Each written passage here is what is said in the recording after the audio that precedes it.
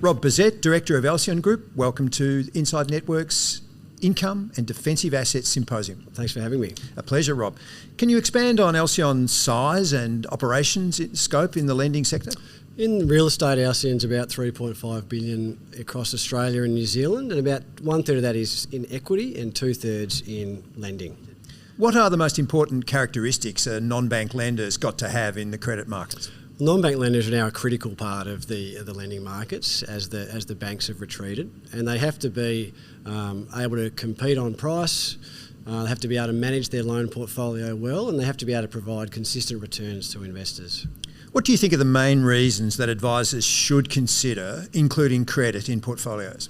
Credit is obviously a way to diversify your existing portfolio in isolation, but within real estate is a very unhomogeneous market. There's subsectors, geographies, all those sorts of things. So within a real estate asset class, which is often considered to be a single asset class, you're actually exposing yourself to a range of markets. What about the role that non-bank lenders play in the economy?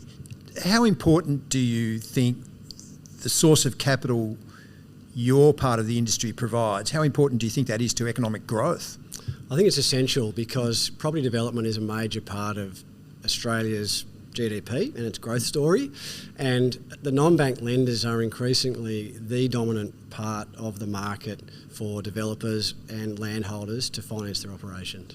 What's the due diligence process that Alceon goes through for a new investment in the fund, and what's the ballpark figure for how quickly you can turn it around from starting to consider a deal to lending the money?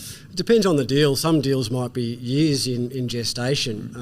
If it's an existing client and we know about the deal and it happens quickly, it could be as little as 2 weeks. But generally we would say from finding out about a deal, initial due diligence, approvals, term sheets, funding, it would be 3 months.